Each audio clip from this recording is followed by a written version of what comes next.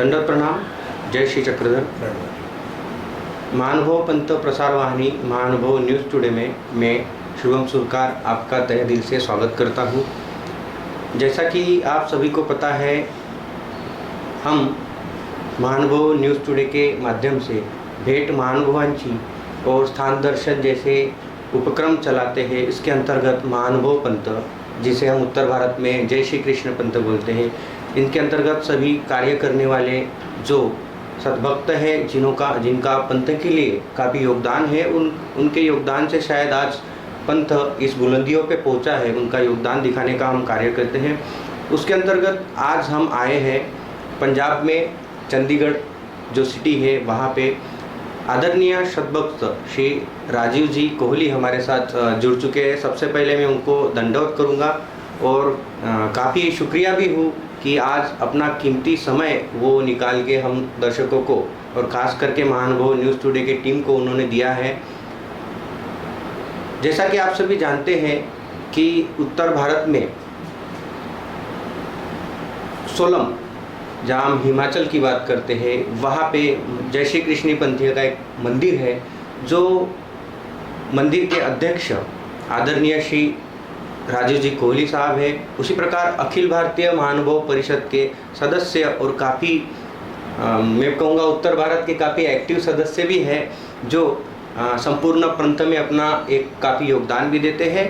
और उत्तर भारत में जिनकी बात की जाए तो पूरे महाराष्ट्र में भी जिन्हें लोग जानते हैं, ऐसे आदरणीय श्री सद्भक्त जी हमारे साथ जुड़ चुके हैं। सबसे पहले मैं उनसे विनती करूंगा कि आज का जो यह कार्यक्रम है, जो हम आज शूट कर रहे हैं, उनका थोड़ा सा परिचय मैं आपको दूंगा। भेंट महानुभवांची इस कार्यक्रम के अंतर्गत महानुभव पंथ के जो भी लोग हैं उनकी हम मुलाकात लेके उनका कार्य लोगों तक पहुंचाने का काम करते हैं, जिसमें खास तौर पे 3 भाग होते हैं। पहला आपका व्यक्तिगत परिचय, दूसरा आपका पंथ के प्रति कार्य, और तीसरा आप पंथ के प्रति क्या सोचते हैं या फिर हम सामने का जो भी हमारा प्लानिंग होता है वो। तो मैं आपकी इजाज़त चाहूँगा इस कार्यक्रम को शुरुआत करने के लिए। धन्यवाद जी। तो जैसा कि सर ने हमें इजाज़त दे दी है, तो आज हम इस कार्यक्रम को एक टप्पा और आगे लेके जाते हैं और मैं आदरणीय श्री राजीव जी कोहली जी से पूछना चाहूँगा आपका अल्प परिचय जी। इसमें आपका जन्म कहाँ पे हुआ और आप इस पंथ से कब और कैसे जुड़े, ये हम सभी दर्शकों को जानना चाहेंगे। धन्यवाद। सभी को दंडवत प्रणाम। मेरा जन्म के बारे में आपने पूछा है। मेरा जन्म महाराष्ट्र में वर्धा जिले में पुलगांव नामक जगह है, वहाँ पर हुआ था। क्योंकि मेरे पिताजी सेंट्रल गवर्नमेंट में मिलिट्री इंजीनियरिंग सर्विस में नौकरी करते थे, तो उनकी नौकरी उन दिनों में जब मैं पैदा हुआ हूँ तो वो नौकरी उनकी पुलगांव में थी। और काफ़ी साल वहाँ पुलगांव में रहने से मेरा अपना जो आश्रम है वहाँ पर, बड़ा आश्रम है हमारा अमरावती में, उस आश्रम से काफ़ी मेरे माताजी, पिताजी, भाइयों का, बहनों का और मेरा भी बहुत ज़्यादा संबंध रहा है। बचपन में वहाँ पर जितने भी साधु महंत होते थे, उन्होंने मुझको गोदी में खिलाया हुआ है। मुझे भी हल्का हल्का याद है वहाँ पर कैसा आश्रम होता था, तो वो मुझे अभी भी याद है। कैसे महात्मा जी लोग मुझे आइस कांडे या आइसक्रीम वगैरह उस टाइम खिलाते थे गोदी में ले जाके, बस उतना ही मुझे याद है, बाकी नहीं है। और उसके बाद स्कूल की एजुकेशन मेरी महाराष्ट्र में हुई है, कुछ थोड़ा टाइम मध्य प्रदेश में ही हुई है, जहाँ पिताजी मेरे ट्रांसफ़र हुए थे। उसके बाद रिटायरमेंट के बाद पिताजी आ गए हिमाचल प्रदेश में, तो हिमाचल प्रदेश में मेरी कॉलेज की एजुकेशन हुई थी। वहाँ पर मैं, मेरी माँ और मेरा पिताजी तीनों जने हम वहाँ पर रहते थे, और बड़े भाई ऑलरेडी वहाँ पर नौकरी करते थे, इसलिए हिमाचल उन्होंने चूज़ किया था। रिटायरमेंट के बाद वो जगह बहुत अच्छी होती है, वहाँ पर हमने रहना शुरू किया। मेरी माँ ने बहुत मेहनत की है, उनकी बहनें, उनके और बाकी के रिश्तेदार काफ़ी, उनको भी अपने महानुभव पंथ से बहुत ज़्यादा संबंधित रहे हैं। बहुत उन्होंने ब्रह्म विद्या ग्रहण की है। संवत्सर में ब्रह्म विद्या ग्रहण करने के लिए हमेशा जाया करते थे। मुझे अभी भी याद है उस चीज़ का, हर साल जाते थे, 2-2, 3-3 महीने लगा के आते थे। लेकिन जब मेरी शादी हुई, मैं चले गया विदेश मुझे वो सेटल नहीं होने देना चाहते थे धर्म के प्रति, लेकिन मेरी जिद थी कि मैं सेटल बाहर इंग्लैंड में होना चाहता हूँ अपनी सिस्टर के पास, और सिस्टर मुझे वहाँ रखना चाहती थी। मेरी बड़ी इच्छा थी वहाँ रहने की, लेकिन मेरी माँ की इच्छा बिल्कुल नहीं थी, लेकिन उन्होंने फिर भी मेरी बहुत ज़्यादा जिद करने पर मुझे भेज दिया। लेकिन उन्होंने ईश्वर से प्रार्थना मेरे को लगता है पूरी की है कि वो वापस आ जाए, तो मुझे साल के अंदर वापस आना पड़ा यहाँ पर। अपने धर्म के प्रति उन्होंने मुझे वापस बुला लिया यहाँ पर।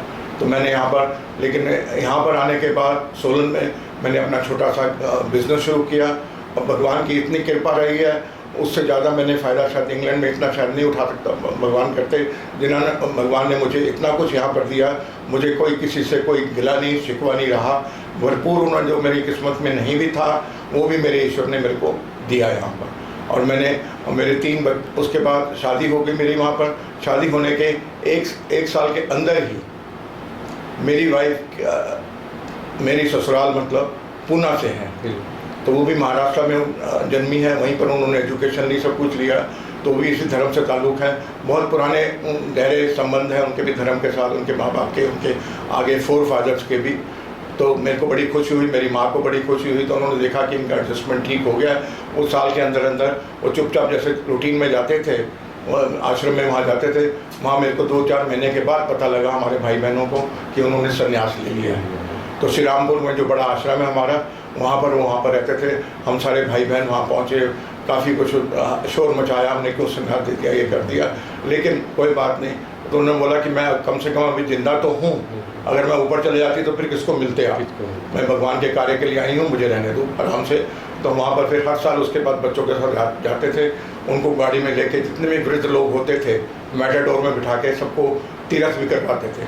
जो यहाँ पर चंडीगढ़ में आज अवसर हुआ जिनका दीपक कोछड़ का, उनकी माँ भी हमारे साथ हुआ करती थी हमेशा। वो आखिर तक याद करते थे, भाई राजू जी ने कब आना है यहाँ पर श्रीरामपुर, हमको तीरथ पे लेके जाएंगे बुजुर्ग लोग। तो हर साल का रूटीन था। मेरी माँ का संन्यास वहाँ श्रीरामपुर आश्रम में 21 साल का रहा है, और उन्होंने बहुत बड़ा त्याग किया मेरी माँ ने। उसके बाद जल्दी आने की कोशिश नहीं की, लेकिन हम ज़बरदस्ती उनको 2-4 बार मेडिकल के ग्राउंड के ऊपर लेके आते थे, कभी दिल्ली तो कभी सोलन। तो लेकिन उसके बाद वहीं पर है, जब उनका देहांत हुआ सन 2000 में, तो फिर हम सारे पहुंचे थे वहाँ पर। उसके बाद मेरे 3 बच्चे थे, वो भी बड़े नामधारक हैं, काफ़ी अच्छे से पूजा पाठ करते हैं, और उनकी अब तक शादियाँ हो चुकी हैं। तीनों बच्चे बड़े प्रेम से पूजा पाठ सारा करते हैं। और इस दौरान मेरी सारी जिम्मेवारियाँ ख़त्म होने के बाद मैंने ख़त्म होने से पहले ही मुझे परिषद में लिया गया, अखिल भारतीय महानुभाव परिषद में। ये सन 2010 के आसपास की बात है, आज 10-12 साल हो गए। परिषद में लिया गया, और मैं भी बड़ा उत्साह था, बड़े उत्साह के हमने उत्तर भारत में काम संभाला। एक मुझे जो कहा जाता है कि मैं बड़ा, क्योंकि मेरे दिल से बड़ी जोश था कि हमारे चक्रधर स्वामी जी ने हमारे भक्तों के लिए इतना कुछ किया है, तो हमारे को भी जिस महाराज ने इतना कुछ घर परिवार धन दौलत सब कुछ दिया है, हमारा भी फर्ज बनता है हम उनके लिए कुछ करें। तो हमने हमारे भी कोशिश थी कि हमने जितना हम सुधार कर सकते थे मंदिर का। हमारे अंकल थे जो उत्तर भारत के प्रभारी आनंद साहब थे दिल्ली के, तो मनोहर लाल आनंद जी, उनके साथ मिलके, और हमारे बल्लू भाई साहब जो चंडीगढ़ में छोटे भाई हैं हमारे, उनके साथ मिलके हम तीनों ने काफ़ी मेहनत की परिषद को आगे ले जाने की, अपने धर्म को आगे बढ़ाने की। इसमें कोई कमी नहीं छोड़ने की कोशिश की। बाकी जो हम काफ़ी कोशिशें करते रहे कि यादववाड़ी वाले थोड़ा ग्रुप अलग था, हमारा महानुभाव पंथ का ग्रुप था अलग था। हम लोगों ने बड़ा जोर लगाया कि किसी तरीके से दोनों एक मैच कर जाए, ताकि हमारा पंथ आगे चले, हिंदुस्तान में आगे चले। क्योंकि लोगों को हम देखते हैं उनके पंथ बहुत आगे बढ़ रहे हैं, हमारे लोग कोर्टों में लड़ के आपस में वहीं के वहीं बैठे रहते हैं। हमारी बड़ी कोशिश थी, लेकिन शायद प्रभु की इच्छा नहीं थी, वो हम कामयाब नहीं हो सके उस काम में, किसी वजह से नहीं हो सके। जो कि हमने, लेकिन 5-4 साल 6 साल हमने जोर बहुत लगाया उस काम के लिए, उसमें कामयाब नहीं हो सके थे। लेकिन और भी कई तरह के हमने काम किए हैं, जो कहनी बातें नहीं हैं, लोगों को अवेयरनेस है इस बात की, कई हमने उसमें काम किए हैं। तो इस तरह से हमारी ये व्यक्तिगत बात। बिल्कुल मनोहर लाल जी, और साथ ही आपने शायद उत्तर भारत में अखिल भारतीय परिषद के पैर जमाने का बोलिए या फिर प्रचार का बोलिए, महानुभव पंथ के प्रचार का जो काम किया आहे, निश्चित ही वो पुरे महानुभव पंथ को प्रत आहे। और खरं सांगायचं तर मराठीचं सुद्धा टच जेवढून आहे, कारण की त्यांचा जन्म मराठीत झाला, मराठी भूमीत झाला, वर्धा जिल्ह्यात झाला, सोबत त्यांच्या धर्मपत्नी सुद्धा पुण्यातील होत्या, तर मराठी का भी टच आपको है? तो मराठी पण काफ़ी गोड बोलून घेतात साहेब, हे पण एक वैशिष्ट्य आहे। आणि महानुभव असल्यानंतर मराठी येणं ते तर आवश्यक गतप्रायी आहे असं म्हटले जाते. या अनुषंगाने यांचा जीवनातला जो पूर्ण प्रवास आहे तो आपण आता बघितला. साथ ही में आपका सोलम का जो मंदिर है वो भी सोलन का मंदिर हमने 2010 के आसपास शुरू किया. उसमें बड़ा उत्साह था हमारे भक्तों का, और मेरी माँ का भी पहले बहुत सहयोग रहा सोलन मंदिर के लेडीज़ के साथ. उन्होंने काफ़ी उत्साह किया, तीर्थों पे लेके जाते थे उनको, तो उनके परिवारों में सब में बहुत उत्साह था कि एक मंदिर जरूर होना चाहिए सोलन में.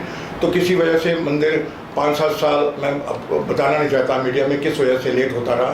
कई अड़चने आती हैं, अड़चने आई, लेकिन मुझे एक बार महात्मा जी और दो भक्तों ने मुझे कहा आके कि भी कोहली साहब आप मंदिर बनाइए, आपसे विनती है हमारी, तो मंदिर का काम आप शुरू कराओ. मैं कहा नहीं, मैं नहीं, और कोई शुरू कर रहा है उनको करने दो, मैं अड़चन नहीं डाला, किसी पर बाधा नहीं डालना चाहता. लेकिन उन्होंने मुझे प्रेशराइज किया. प्रेशराइज करने से तो मैंने बोला ठीक है मैं शुरू करता हूँ. ईश्वर की कृपा होती है. एक बार हम घर में बैठे हुए थे, तो एक बार महात्मा जी हमारे महंत विद्याधर जी कुदरती अपने हमारे घर में पहुंच कर, मेरा कुछ ज़्यादा उनके साथ नहीं था लेन देन, उठना बैठना मुश्किल से लाइफ में 2-3 बार मिला होऊंगा, पर ज़्यादा नहीं. वो वैसे ही आ गए यहाँ पर. तो मैं कहा महात्मा जी आजकल कहाँ होते हैं आप? पूजा वाले कमरे में बैठे. बोलते हम कुछ नहीं, मैं कहाँ घूम रहे. बोलते हम कहीं सोचते हैं कहीं मंदिर मिल जाए तो वहाँ पर हम मंदिर चला और बैठे. मैं क्या अंधेरे को, अंधे को क्या 2 आँखें चाहिए? हम तो सोच रहे हैं मंदिर बनाने का भी थोड़े दिन पहले डिसाइड किया, 4-5 दिन पहले. तो क्या हम मंदिर यहाँ बनाएं? बोलते यहाँ बनाओ, हम बैठेंगे. दत्तात्रेय महाराज उनके हाथ में थे, छोटे से इतना बड़ा श्रम था उनके पास जो माहौरगढ़ का. तो वो लेके आ गए. उससे हम कहते हैं मेरी घरवाली बीवी को, सोना जी को, उनको ज़्यादा उत्साहित हो गई, बहुत ज़्यादा. तो बोला क्या किसी को क्या पूछना है, हमारे नीचे की फैक्ट्री जो बेसमेंट है सोलन में, वहाँ पूरा खाली पड़ा हॉल हमारे पर, 40 फुट बाई 100 फुट का हॉल है. फैक्ट्री वहाँ नहीं है, कुछ सामान पटाख पड़ा हुआ निकाल देंगे. तो उन्होंने उसी टाइम रात को टेलीफोन करने शुरू कर दिए ट्रक वालों को, किसको भेजा, मजदूर को बुलाओ, तो सामान उठाओ हमारा, उठा के वहाँ डाल दो, यहाँ डाल दो. वो भी किसी को बोलने की पूछने की जरूरत नहीं है. यहाँ अभी फिलहाल शुरू करेंगे, अपन बाद में और जगह ले लेंगे जहाँ भी करना है. तो वो अड़ोसी पड़ोसियों को कुछ दिक्कत आ गई कि यहाँ मंदिर खुल जाएगा, घंटिया डिस्टर्बेंस होगी. वो हमारे को अगले दिन टेलीफोन आने शुरू हो गया. तो हमने बोला लड़ाई झगड़ा नहीं करना है, इसको छोड़ दो. मिसेज ने भी बोला, मैंने भी बोला छोड़ देते हैं, कोई बात. फिर हमने कहीं हमारे घर के पास ही हमारे कोई फैक्ट्री के मैनेजर थे, मिस्टर सतीश साहनी, उनका घर खाली हुआ था. मैं वही चाबी तुम्हारे पास है? बोलते हाँ जी, मैं कल देनी है चाबी उनको. मैं कहा चाबी दिखाओ. महात्मा जी को, विद्याधर जी को हमने वो कमरा दिखाया. बोलते बहुत बढ़िया है, तो यहाँ शुरू करते थे फिलहाल. क्या उत्साह था, फर्स्ट क्लास. उन्होंने, मेरी वाइफ ने फ्लोरिंग करवा दी, विनाइल फ्लोरिंग करवा दी, सफ़ेदियाँ करा दी. 4 दिन में वो जगह तैयार हो गई. उसमें इतना उत्साह था, लोग नाचते गाते, हमारे भगत लोग बड़े सुंदर तरीके से वहाँ पहुँच गए. इतनी भीड़ लगती थी, कुछ कहने की बात नहीं. तो बड़ा उत्साह था मेरे भक्तों में उस टाइम. और साथ साथ हम और जगह ढूंढ रहे थे. ढूंढने के बाद हमारे को जगह में, इधर कई जगह ढूंढी हमने, कोई महीने भर के अंदर हमारे को ईश्वर ने देनी होती है. ईश्वर ने हमारे को जगह सेंटर में दे दी. कहाँ पर? शहर के बीच में. शहर के बीच में वो बिकाऊ थी जगह राधा स्वामियों की. राधा स्वामी वालों को जगह कम पड़ी थी, वो कहीं सोलन से बाहर चले गए थे, वो बेचने को बैठे थे. उन्होंने कुछ पैसे में बेचना चाहते थे. अब वो जो कीमत बताई उन्होंने, हमको सबको पसंद आ गई, ठीक है. लेकिन उसमें कोई डाउट नहीं है, 500 सीढ़ियाँ, 100-200 सीढ़ियाँ नीचे उतरना पड़ता था. पहाड़ों में उतरना पड़ता, थोड़ा सा चढ़ाई करनी पड़ती है. वो मेन रोड से सेंटर में से थोड़ा उतर के थी. हमने बोला कि कोई बात नहीं, उतरना पड़ेगा तो उतर लेंगे, कोई बात नहीं. लोग वैष्णो देवी तो चढ़ के जाते हैं ना, कोई बात नहीं. तो हमने वहाँ पर शुरू किया काम. जो पैसे, अब पैसे इतने कहाँ से लाएं? सोलन छोटी जगह है, इतने श्रीमंत लोग नहीं है, और दिल भी नहीं है. दो मोटी सी बात मैं जानता हूँ. तो ईश्वर की कुछ कृपा होती है. लोगों का उत्साह था, जिद था कि शुरू करना है. तो हमने वो उस पर सौदा कर लिया. अब जो उसके ओनर थे, जिनके नाम से सेल डीड थी, वो किसी गांव में रहते थे. वो हमारे एक ट्रस्टी हैं, गुलशन जग्गी जी, उनके जानने वाले थे. वो बहुत ज़्यादा बोलते, तुम्हारे पास जितने पैसे हैं अभी दे दो, और रजिस्ट्री करवा लो, मेरे को 6 महीने के बाद दे देना पैसे, दो जब तुम्हारे को ठीक लगेगा. तो उसमें सौदा हो गया हमारा. हमने जितने 5-4 लाख रुपए इकट्ठे करने थे, हम उसी टाइम दे के 15 दिन में रजिस्ट्री. हमने ट्रस्ट, मेरे महात्मा जी ने और सतीश सानी जी ने, दोनों ने ट्रस्ट बना ली. मेरे को बोला कि आप साइन कर दो. मैंने उस टाइम साइन करके ट्रस्ट बना के हमने हमारी श्री कृष्णा वृद्ध आश्रम के नाम से ट्रस्ट बन गई. उसमें हमने ट्रस्टी में किस किस को लिया, हमारे से मुझे प्रधान बनाया महात्मा जी ने और सतीश जी ने, और उप प्रधान बने हमारे विद्याधर जी, ठीक है. जनरल सेक्रेटरी बन गए सतीश सानी जी, और ट्रेजरर बन गए हमारे गुलशन जकी जी, जिनका वो लैंडलॉर्ड वाकफकार था, वो बन गए। एक हमने बाहर से और ले लिया, अपने दोस्त यार वो रिटायर हुए थे किसी फॉरेस्ट से, तो बोलते मुझे भी सेवा बताओ कि तुम भी कर सकता हूँ। तो मैं कहा चलो ऐन लोग भी जुड़ेंगे, थोड़ा सा अच्छा लगेगा, उनको भी पता लगेगा, एक घर और बन जाता है हमारा, धर्म में जुड़ता है। तो फॉरेस्ट से रिटायर हुआ था, उनका नाम भी डाल दिया हमने। इस तरह से हम लोग 6 ट्रस्टी बन गए, हमने चालू कर दिया वहाँ मंदिर का प्रोग्राम। अब प्रॉब्लम आ गई वहाँ पर कि काफ़ी नीचे उतरना, बुढ़ापे में घुटने भी दर्द होते हैं, कल को कौन आएगा क्या होएगा। और मेरे दोस्त जो बाज़ार में थे उनको मैंने कहा, उत्साह बुलाया, 1-2 बार नीचे आए मिलने के लिए।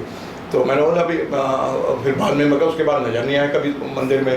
जो दुकानदार अच्छे श्रीमंत लोग थे, मैं क्या बात बोलता नहीं, पुलिस साहब इतना सीढ़ियाँ नहीं नीचे उतर सकते हम लोग, हम तो ऊपर से नमस्कार कर देते हैं आपके मंदिर को, जहाँ आपका बिल्डिंग दिखती बस महसूस होता है। फिर मेरे दिल में आया कि इस मंदिर को ऊंचा उठाना चाहिए, ताकि दुकानदारों की आदत होती है कि जब भी मार्केट से अपने दुकान के ऊपर जाके सवेरे बैठते हैं, मंदिर में जरूर मत्था टेक के फिर आगे निकलते हैं लोग। तो हमारा मंदिर जरा सड़क रोड लेवल पर आ जाएगा तो लोग आने और शुरू हो जाएंगे, हमारे दुकानदार वगैरह भी। तो वो आ नहीं पाए, वहाँ पर कम रही कुछ, चलो जो भी कारण थे। अब वो हो गया, वहाँ पर मंदिर का कार्य हो गया। हमने मंजिलें भी 3 उठाए। पहले हमने लोन लिया उसके लिए, क्योंकि बाकी की पेमेंट भी तो करनी थी ना उसके लैंडलॉर्ड को, बाकी पेमेंट कहाँ करें। हमने उठा के लोगों के पास गए, इधर उधर दूसरे शहरों में भी गए, किसी ने हमारे को हाथ नहीं रखने दिया, पैसे जिनको खास मिले गए। मैं कहीं ईश्वर नहीं चाहता होगा नहीं मिले, कोई बात नहीं। फिर मेरे लोन कोई बैंक देता नहीं है, मंदिर के लिए कोई नहीं देता, लेकिन कोऑपरेटिव बैंक, उसका चेयरमैन मेरा बचपन का दोस्त था और मेरे पड़ोस में रहता था, वहीं पर है, अभी भी है वो। तो उनसे मैंने बात की, उनके कोऑपरेटिव बैंक जो है परमाणु अर्बन कोऑपरेटिव बैंक, तो बोला कोली साहब कितना चाहिए आपको, हम देते हैं, क्योंकि मेरी दोस्ती है उनके साथ। तो उन्होंने हमारे को 20 लाख रुपए जितना बैलेंस था उसका देना था पेमेंट, उतना लोन उन्होंने 2 दिन में दे दिया हमारे में। उसके पैसे चला के हमने रजिस्ट्री करा ली उसकी, ट्रस्ट की रजिस्ट्री होगी। रजिस्ट्री वो मेरे नाम से, सबके नाम से नहीं हो रही थी कि कैसे करें क्या करें, ट्रस्ट का नहीं हो, हाँ ट्रस्ट की नहीं हो रही थी, क्योंकि उसमें हमारी हिमाचल गवर्नमेंट की कानून है कि सबकी एग्रीकल्चर लैंड होनी चाहिए तब होएगी। तो हमारे एक भगत जी अमरनाथ चंदोक जी हैं, उन्होंने कहा, मेरे बड़े भाई लगते हैं, उन्होंने मुझे कहा कि नहीं, अगर कोली साहब आपके नाम से है एग्रीकल्चर लैंड, मैंने बोला हाँ है। तो उनको तहसीलदार साहब को पूछा, इनके नाम से हो जाएगी कोली साहब के नाम से? बोलते हाँ इनके नाम से हो जाएगी। वो मेरे नाम से ट्रस्ट ने जमीन कर दी, मतलब मेरे ऊपर विश्वास किया उन्होंने और मेरे नाम से कर दिया है लोगों ने। तो वो हमारी चल रहा। फिर वो लोन भी उतर गया, उसका 5 साल के अंदर हमने लोन उतार दिया, किस्तें दे के जैसे भी कतार उतर गया हमारा। फिर अब प्रॉब्लम चली गई ऊपर कैसे इसको बढ़ाया जाए, ऊपर बढ़ाया जाए। तो फिर ट्रस्ट ने मुझे कहा, अब अपने बैंक वालों से पूछो जी कोली साहब अगर दोबारा लोन देते हैं तो दोबारा हम ले लेते हैं इनसे। तो दोबारा उन्होंने फिर देने लगाई, पिछला लोन हमारा उतर गया तो अगले देने में भी क्या दिक्कत थी उनको, अगला फिर उन्होंने लोन उतना और दे दिया। उससे हमारा एक स्लैब डल गया, जो आज एग्जिस्टिंग मंदिर है उसका फर्श डल गया पूरा, कोई 100 फुट बाई 40 फुट का होगा मेरा का चौड़ा। और उसके ऊपर फिर अब उसमें लोन का पैसा उसमें एडजस्ट हो गया तकरीबन, या कुछ थोड़ा बहुत और काम हो गया उसमें। लेकिन उसके ऊपर हॉल बनाने के लिए बात आई, ट्रस्ट वाले कहते कि आपके कोई दोस्त इंडस्ट्रियलिस्ट हैं, कोई पूछो किसी के नाम से अपन बना दें यहाँ पर, तो अपने को पैसा नहीं लगाना पड़ेगा, लोन और नहीं लेना पड़ेगा। मैं कभी पूछता हूँ तो किसी ने हाथ नहीं रखा। तो हमारे अम्बाला में महात्मा जी हैं जो जिनका काफ़ी यहाँ पर झुकाव रहा है मंदिर में, पूरे हो गए बेचारे, काफ़ी टाइम हो गया। मैं वहाँ भी गया मंदिर में, उन्होंने बोला वहाँ भी पता कर लो, अगर वो कुछ करते तो उनके नाम से हॉल बना देंगे। तो उन्होंने कहा कि नहीं वो तो नहीं इंटरेस्टेड नहीं है। तो मैंने कहा अपने ट्रस्टियों को, मैंने बोला कि चंदोक साहब आप कहते हो तो मेरी माँ भी तो वहाँ रही है और आपके यहाँ रही है, उनके नाम से मैं बना दूँ फिर? बोलते क्या इसमें पूछने वाली क्या बात है, तो बहुत बढ़िया बात है, आप बनाओ, उनकी फ़ोटो वगैरह भी लगा देंगे वहाँ पर। मैं कहा बहुत बढ़िया, फिर लगाया था। फिर तन मन धन से मेरी वाइफ ने और मैंने मिलकर दोनों ने कराया, तो ईश्वर ने निमित्त बनाया, ईश्वर ने किया, उन्होंने बनवाया, तो हमने हॉल को तैयार किया। लेकिन हमारी दोनों की इच्छा ये थी, भगवान का घर हमारे घर से ऊंचा होना चाहिए, जिसमें हम रहते हैं उससे अच्छा होना चाहिए। हमने पूरी कोशिश की है उसको, हमारा आप घर देखेंगे उससे कुछ 19 का 21 ही बना है हमारा। तो वो चल के हमारा, हमने इतनी मेहनत की। अब उसके बाद झगड़ा पड़ा, हम ऊपर तो ले गए, लेकिन हमारे बगल में जो ट्रस्ट रहती है जिसकी ज़मीन लगती है, वो हमारे को रास्ता देने के लिए शुरू में तो कबूल कर दिया था, जब बनाना शुरू किया था उससे पहले कबूल कर लिया कि हम दे देंगे, धर्म का काम है, मंदिर का काम है, रास्ता दे देंगे आपको, ताकि हमारी 5-7 सीढ़ियाँ उतर के ही मंदिर में पहुंच जाना था हमने। अगर वो नहीं देते हैं तो हमारे को 25-30-40 सीढ़ियाँ फिर उतरनी पड़ती हैं। तो मैंने महाराज से बड़ी प्रार्थना की। मैंने बिजनेस में शायद इतनी मेहनत नहीं की होगी जितनी मैंने रास्ते में मेहनत की है, उस लेने के लिए उस ट्रस्टियों से लड़ाई की है, झगड़ा किया, प्रेम किया, सब कुछ किया, नहीं मानेगी वो किसी की बात। अब ईश्वर की कृपा होती है ना, मैंने मेहनत कर ली सारी। मैंने बोला ठीक है भगवान जी, आप नहीं चाहते हो, वैष्णो देवी पे लोग चढ़ के उतर के जाते हैं, तो चलो जितना हो गया ठीक है, इसमें गुजारा कर लेंगे। उसके दूसरे दिन ही मुझे फ़ोन आ गया।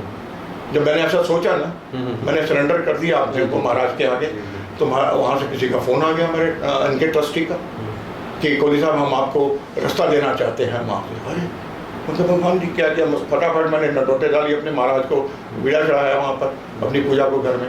मैं कह तो चमत्कार दिखा दिया आपने, कोरोना भी आया इस बात पर। तो मैं कहा कहाँ बैठो, उनको ट्रस्टी को कहा, मैं क्या बोलते मैं यहाँ। उसी टाइम मैं पहुँच गया, मैंने और ट्रस्टियों को फ़ोन कर दिया, ऐसी ऐसी बात आई है, ऐसे ऐसे करना। वो ट्रस्टियों को लेके हम अपने मंदिर में पहुँचे। मंदिर का हॉल देख के बड़े खुश हुए, वो सब कुछ बातचीत हुई हमारी, चाय उनको भी पिलाई, हम भी खुश हुए। बोलते लेकिन बनाओगे आप ही, जगह हम दे देंगे। मैं कहा जो हुक्म करो, जो आपने लिखा नाम से लिखा लो आप, हमें कोई, हम आपका नुकसान करके नहीं रास्ता निकालना चाहते, धर्म का काम है, ठीक है, नहीं आपसे कोई ज़बरदस्ती भी नहीं करना चाहते। तो बड़े खुश थे वो, उन्होंने रास्ता दे दिया। वहाँ से 4-6 सीढ़ियाँ, अभी बातचीत हो गई इनसे। उसके बाद ही कुछ 10 दिन के अंदर मेरे दिल में कुछ ऐसी तमन्ना थी कि हमारा धर्म ऊंचा उठना चाहिए। बिल्कुल महाराज ने तो ये बना दिया, निमित्त मेरे को बनाया या मेरी ट्रस्ट को बनाया, मंदिर तो ऊपर उठ गया, सड़क के नज़दीक आ गए हम लोग, 5-7 सीढ़ियाँ उतर के सड़क पर जा। लेकिन मेरी और इच्छा थी कि कुछ ऊपर चढ़े हमारा मंदिर। चढ़े क्या, भागवत जी के हमारे गणेशकर बाबा अमरावती वालों का संपर्क बहुत अच्छा है भागवत जी के साथ नागपुर में, ठीक है ना। मैंने उनको कांटेक्ट किया, उन्होंने मेरी मीटिंग कराई। 2-3 बार मैं नागपुर गया उनके पास, चिट्ठी भी लिख के भेजी, मेल भी भेजी, बातचीत होती रही। तो उन्होंने फिर एक दिन कबूल कर लिया, ठीक है हम बनाएंगे प्रोग्राम आपके पास आने का, देखते हैं। तो वो 6 महीने 4 महीने कुछ नहीं हुआ, मैं चुप बैठा, मैं कहा नहीं आना होगा तो नहीं आएंगे तो कोई बात नहीं। तो हमने छोटा सा, अपने कनासी वाले बाबा जी आए हुए थे, हमने पूजा रख के अपना थोड़ा सा शगन कर लिया। लोगों में बड़ा उत्साह था कि बहुत शुरू हो गया। उसके 4 दिन के बाद, 10 दिन के बाद मेरे पास उनके ऑफिस से फ़ोन आ गया, डॉक्टर भागवत जी के ऑफिस से किसी का फ़ोन आ गया कि आपकी चिट्ठी आई थी, हमने डिस्कस किया है भागवत जी के साथ, आप कब करवाना चाहते हैं इनॉग्रेशन। क्योंकि उनके कानों में ये खबर पहुंच गई थी और कन्हैया बाबा जी ने कह दिया था हमको कि भाई वो कोहली साहब तो बोलते हैं हम इनॉग्रेशन कराएंगे नहीं मंदिर का जब तक आप नहीं आओगे। तो उनके दिल में भी दया आ गई इस बात से शायद। तो उन्होंने कहा कि उनसे पूछो कोहली साहब से करवाओ। मैं भी अक्टूबर में, मेरे एक ही बेटा है, उसकी शादी अक्टूबर में है। उससे पहले जब आप समझते हो वो जून में क्या जुलाई में फ़ोन आया था उनको। तो उससे पहले जब मर्जी आप करना चाहते हैं आप कर लीजिए, क्योंकि अक्टूबर के बाद वहाँ ठंड बहुत हो जाती है। तो उन्होंने सितंबर बोलते डेट बता दो आप, क्योंकि डेट आप जो कहोगे आप बताओ। उन्होंने पता नहीं 19 सितंबर की डेट दे दी। बिल्कुल ठीक है, 1 महीना रह गया था उसमें। तो जब पता लगा तो मैंने चीफ मिनिस्टर साहब से भी बात की, उनको यकीन नहीं आ रहा था इस बात के लिए कि वाकई में तो बेवकूफ़ बना रहा है हमारा कि बाबर साहब कहाँ आ सकते हैं यहाँ पर, मतलब ही नहीं है। और उन्होंने कोई खास तवज्जो नहीं दिया मेरी बात के ऊपर। मैं चलो कोई बात नहीं। फिर वहाँ से उनको ऑफिशियल लेटर गया होगा, सब चेकिंग वेकिंग होती है तो सब बातचीत होती है। तो मैं उनके साथ दुबई भी गया हुआ था उन दोनों में, चीफ मिनिस्टर साहब कुछ हमारे डेलीगेट्स इंडस्ट्रीज गया थे, वहाँ भी मैंने फ़ोटो दिखाई। देखो मैं ऐसे ऐसे मिल के आया था उनसे, ऐसे बात हुई है, तो उनका प्रोग्राम बन रहा है आने का। तो बनने का बन रहा प्रोग्राम, बन तो रहा है जी। अब आपको मैं ये फ़ोटो भी दिखा रहा हूँ, उन्होंने कमिट किया। तो उसके बाद दुबई से हम वापस आए तो चरण के बाद उनको ऑफिशियल लेटर भी पहुँच गया, ऐसे भागवत साहब आ रहे हैं। और हमने फिर कार्ड भी छपवा लिए अपने, सब कार्ड छपवा के हमने सारे जितने भी सेक्रेटरीट में जितने हमारे IAS ऑफिसर्स हैं, IPS ऑफिसर हैं, उनको भी दिया ताकि हमारे धर्म का पता लगे। मेरा मतलब ये था, उनको आए ना आए बात अलग है, और भागवत जी आ रहे हैं तो सबकी आंखें बाहर आ जाती हैं। और सोलन शहर में ऐसा शोर मच गया पूरी तरह से, हम लोग इतने 50 साल हो गया बुलाते बुलाते थक गए। कभी भागवत साहब ने कभी एक कैसे चमत्कार हो गया, क्या चमत्कार हो गया। मैं क्या, सब ईश्वर का चमत्कार है, हमारा कोई चमत्कार निमित्त हमारे को बना दिया, ईश्वर का चमत्कार है। तो CM साहब को जब हम कार्ड देने गए वो अपनी कुर्सी से खड़े हो गए बेचारे, मुझे कैसे हो सकता है यहाँ, और सच कह रहे हो कोहली साहब आप भी रहेंगे। मैं कह जी कार्ड छपवाया, उनका नाम लिखा है, आपको भी मैंने गेस्ट बनाया है इसमें, चीफ गेस्ट ऑफ ऑनर बनाया है इसमें। तो आ रहे तो तभी बोले अच्छा बस ठीक है आ रहे। तो बस फिर वो प्रोग्राम बना, घर पे मेरे ब्रेकफास्ट किया हम लोगों ने, भगवती ने, और उसके बाद फिर वहाँ इनॉग्रेशन किया। 2-2.5 घंटे रुके मंदिर में। बहुत बड़े बड़े अफसर, बड़े बड़े अपने मंत्री वगैरह सब लोग आए, तो हमारा नाम एक हिमाचल में उभर के आ गया। यहाँ तक मैं समझता हूँ मोदी जी को भी पता लग गया कि वहाँ किसी महानुभाव पंथ के मंदिर में गए। तो ये चीज़ मैं चाहता था कि हमारा मंदिर का अवेयरनेस तो होना, लोगों को पता लगे। तो मेरे ईश्वर ने बात सुन ली। मैं तो ईश्वर का बहुत आभारी हूँ इस बात के लिए। अब आजकल मेरा मंदिर बिल्कुल, हमारा मंदिर जो है भक्तों की मदद से बहुत अच्छा चल रहा है, उसमें कुछ हद नहीं।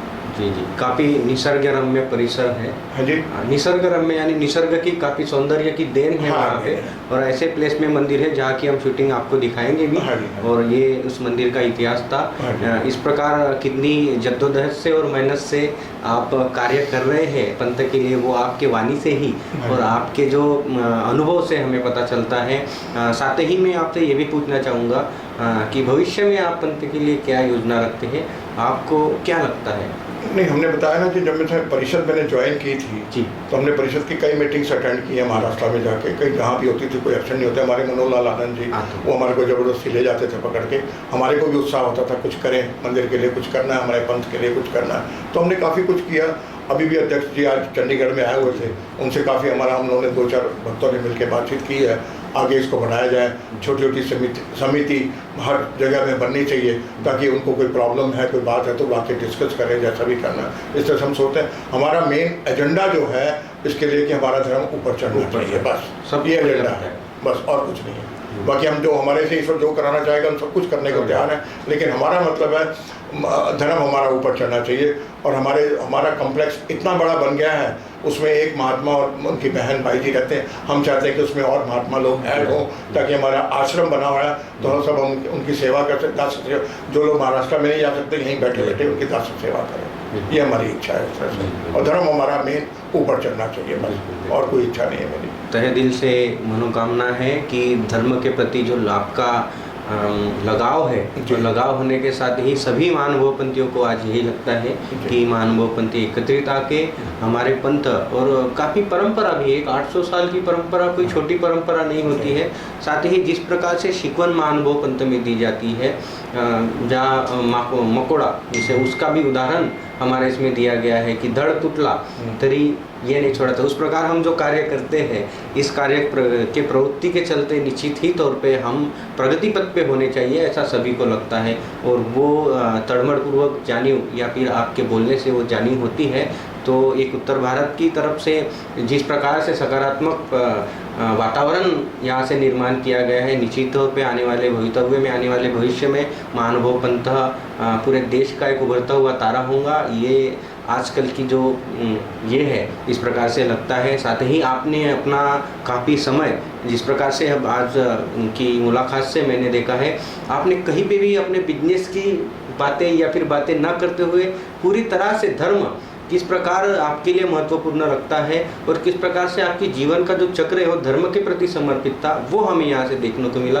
नहीं तो काफ़ी दफ़ा ऐसा भी होता है कि व्यक्ति धर्म से भटक के अपनी संपत्ति की ओर, अपनी बिजनेस की ओर चला जाता है, लेकिन आपके बोलने से वो एक हल्की सी भी वो जानी हुई नहीं है। पूरे तरीके से धर्म के प्रति एक समर्पित कार्य है। धर्म के प्रति समर्पण के शायद 2 प्रकार होते हैं, एक तो संन्यास लेके और या फिर गृहस्थी धर्म में रख के।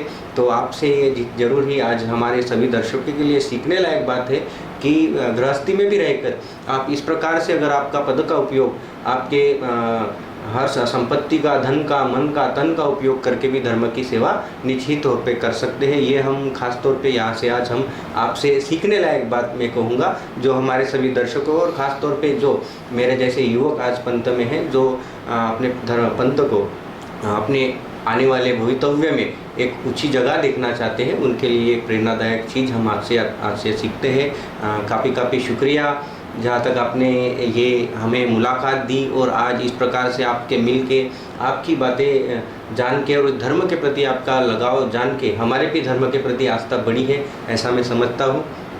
इसके अलावा इसमें सारे जो धर्म के कार्य किए, क्योंकि मेरी वाइफ भी धार्मिक विचार की थी, पिछले से धार्मिक विचारों से थी, उनका खानदान वैसी था, उसने बहुत मेरी मदद की है इस काम के लिए। लेकिन वो 1 साल हो गया, वो भी ऊपर ईश्वर ने बुला लिया अपने घर में। लेकिन अगर वो होती, हम दोनों ने मिलके अभी वहाँ पर महाराष्ट्र में तहलका मचाना था। हाँ। लेकिन अब मेरी हिम्मत नहीं रही, वहाँ से मेरे मनोहरलाल अंकल जी चले गए जी, हैं जी। और यहाँ से मेरी वाइफ चले गई है, तो मेरे में इतनी ज़्यादा हिम्मत, वो उत्साह थोड़ा कम हो गया, थोड़ा सा बिल्कुल। कम हो गया। लेकिन मुझे अफसोस होता है इस बात से कि मेरा उत्साह उस वजह से थोड़ा कम। देखो अभी जाऊँगा, अभी कोविड की वजह से मेरे को बच्चे जाने नहीं दे रहे महाराष्ट्र में, तो थोड़ा जाऊँगा मैं, थोड़ी सर्दियाँ आ जाएंगी, वहाँ पर जाके फिर और कुछ करेंगे जो अध्यक्ष जी हमारे हुक्म करेंगे, क्या करना है क्या नहीं करना। पीछा तो मैं भी नहीं छोड़ूंगा, धर्म को ऊपर बढ़ाने के लिए लगा रहूँगा जब तक मेरे पास जान है, उसमें कमी नहीं आने दूंगा। और एक एग्जाम्पल पेश करके जाऊँगा यहाँ पर अपने पंथ में कि कैसे काम करना है, क्या करना क्या नहीं है। बाकी ईश्वर की जो इच्छा होगी वैसे होगी। जी जी बिल्कुल। एग्जाम्पल तो आप हमारे लिए है ही, आइकॉन भी है, साथ ही सोना जी का जो शायद आपके जीवन में एक पार्ट रहा है, एक प्रेरणा का स्रोत रही है, वो धर्म के प्रति जो लगाव होता है। जहाँ तक हम समझते हैं कि घर में अगर धर्म का वातावरण बनाने का काम है तो वो श्रीमती जी का ही होता है, वही धर्म को आगे बढ़ाती है और उनसे ही हम इंस्पायर होते हैं। तो निश्चित तौर पे आपके जीवन में भी उनका काफ़ी योगदान है और साथ ही धर्म के प्रति उनका जो लगाव है वो हमें इस तौर पे देखने को मिला। इस प्रकार से हमने आज सर जी की मुलाकात ली है और सीखने लायक मैं कहूँगा कि बहुत कुछ हमें मिला कि धर्म को अपना जीवन कैसा समर्पित कर सकते। धर्म को आगे बढ़ाने के लिए देखो जो लोगों को बताना पड़ता है, उसमें मैं एक VIPs को बुलाता हूँ काफ़ी। कोई चीफ मिनिस्टर हुए, मिनिस्टर्स हो गए या कोई अच्छी पर्सनैलिटी के लोग हो गए, उनको बुला के, ताकि लोगों को पता लगे भी इतने लोग जुड़े हुए आते हैं। अभी मैं बस कोविड हट गया, यहाँ के जो गवर्नर हैं जो पंजाब के इस टाइम, वो भी मेरे जानने वाले हैं। मैं उनको प्रोग्राम बना रहा हूँ किस टाइम आ जाए, जून के महीने में कानेश्वर बाबा जी ने भी आना है, हमारे अध्यक्ष भी शायद आएंगे, तो ये लोग भी आए, इनको मैं इन्वाइट साथ में करना चाहता हूँ ताकि थोड़ा सा हवा बाहर निकले। इतने बड़े लोग जुड़े हैं, इसके मतलब धर्म में कोई है। अब वो बाबा जी आने वाले हैं, उनका भी प्रोग्राम बनाया, उनका भी मैं टीवी के ऊपर सारा लोकल लूँगा ताकि लोगों को अवेयरनेस कैसे हो कि धर्म में है क्या हमारे। लोगों के पास टाइम नहीं होता आने का, टीवी पे मैं सबको लगवा दूंगा वहाँ पर, मेरी ऐसा विचार है। बाकी ईश्वर की जो इच्छा होगी वैसा होगा, बात मैं कुछ कह नहीं सकता। बहुत ही इंपॉर्टेंट बात की है, उसी को इम्पोर्टेंट में ध्यान में रखते हुए हमने महानुभव न्यूज़ टुडे चैनल की भी निर्मित की है। हर दफ़ा हमें जाकर खुद जानकारी लेना पॉसिबल नहीं होता और टीवी के माध्यम से आज काफ़ी सरल हो चुका है। सभी जगह उस प्रकार से न्यूज़ बातमी या फिर हम अवेयर कर सकते हैं, उसी माध्यम को देखते हुए हमने इस माध्यम की नियुक्ति की है और आज आपसे मुलाकात हम पूरे महाराष्ट्र में, पूरे पंथ में इसका प्रचार जल्दी ही करने वाले हैं। तो इस प्रकार आज की जो मुलाकात है वो निश्चित तौर पे सकारात्मक हो के हमें कुछ तो सिखा गई, ऐसा मैं कहूँगा।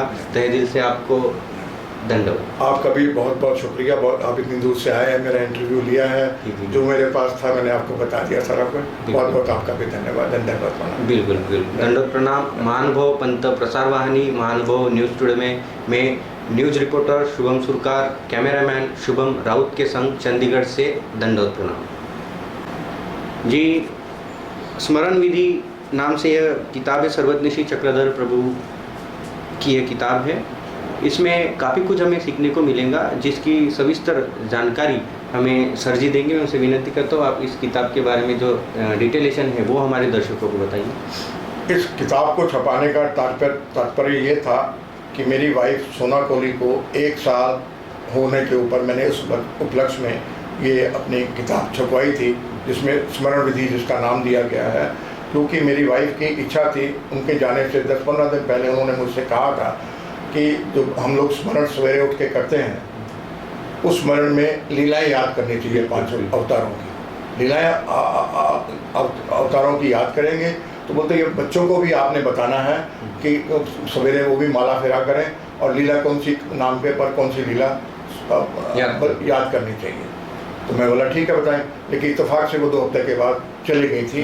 तो लेकिन मेरे दिमाग में वो चीज़ है, मैंने बच्चों को तो बता दिया क्या करना। तो मेरे दिमाग में वो है कि इनके लिए अगले साल के लिए जो किताब निकालनी है, मैंने वो स्मरण विधि की निकालूंगा। इस किताब में हर नाम के ऊपर कौन सी लीला करनी है, 5 नामों की वो दिखाया और मूर्ति वर्णन किया है और तत्व ज्ञान दिया है। और इसके अलावा यहाँ पर इसमें QR कोड भी है, जो हम कि ऑनलाइन भी उस चीज़ को सारा देख सकते हैं, कहीं पे भी ट्रैवल करते हुए भी निःशुल्क इसकी कीमत है। प्राप्ति स्थान हमने सोलन ज्ञान मंदिर से लिखा, हमारे कृष्ण मंदिर से या कजाड़ी से, चंडीगढ़ का मंदिर है, वहाँ से और इसका अनावरण 14 तारीख को दिल्ली में किया जाएगा। जी, इसके अनावरण के लिए स्पेशल गेस्ट भी आने वाले हैं। उसका अनावरण 14 तारीख को होने वाला है, वो भी कार्यक्रम हम निश्चित ही तौर पे प्रसारित करेंगे। और ये मेरा कहना है, लोगों का जो पता लगा है मुझे, जी। ये जो तस्वीर बनी हुई है श्री चक्रधर, हमारे सर्वज्ञ श्री चक्रधर स्वामी जी की, इनकी रिजेम्बलेंस, मूर्ति वर्णन जो है मोर देन 90% रिजेम्बलेंस है इनका। बिल्कुल। जो हमारे मूर्ति वर्णन जो पोथी में ब्रह्म विद्या में लिखा हुआ है, जी जी जी, उसको कोशिश करके हमने हाईलाइट किया हुआ है। हाईलाइट किया है। 90% लगभग सर्वज्ञ श्री चक्रधर स्वामी की प्रतिमा हमें इसमें देखने को मिलती है, ऐसा हम कह सकेंगे। इस प्रकार से यह किताब है। जरूरी निश्चित ही आप अगर सोलम आते हैं तो मंदिर को भी विजिट कीजिए। मंदिर का एक सोलम शिमला से भी काफ़ी पास है, तो हम घूमने के हिसाब से इन बिटवीन है। हाँ। सोलन और चंडीगढ़ के बीचों बीच सोलन है। बिल्कुल बिल्कुल, तो हम इस प्रकार से भी हम इसको देख सकते नहीं, हैं। हमारे कोई भगत भी आते हैं, हमारे को पूरी सुविधा है वहाँ ठहरने की, बिल्कुल। खाने की पूरी सुविधा है। जो भगत आते हैं वहाँ पर रह सकते हैं आराम से, जी, कोई जी। प्रॉब्लम नहीं है। इनकी डिटेलेशन मैं आपको डिस्क्रिप्शन में दे दूंगा, जिसमें नंबर वगैरह कुछ मेंटेन कर लेंगे, ताकि कोई आ रहा है तो उसे असुविधा का कोई बात कारण ना हो, उसे सुविधा के लिए हम कोई ये भी बात। डिटेलेशन मैं अपने महात्मा जी का भी नंबर दे दूंगा आपको, मैं अपना नंबर भी दे दूंगा। जी जी, इस कोई- प्रकार हम इस किसी किताब को तकलीफ ना हो। इस प्रकार हम इस किताब की जानकारी आप तक पहुंचा रहे हैं। जरूर ही अगर आपको इस किताब का चाहे QR कोड भी आप स्कैन कर सकते हैं, मैं QR कोड भी इसमें दिखा दूंगा। दंडवत प्रणाम। धन्यवाद।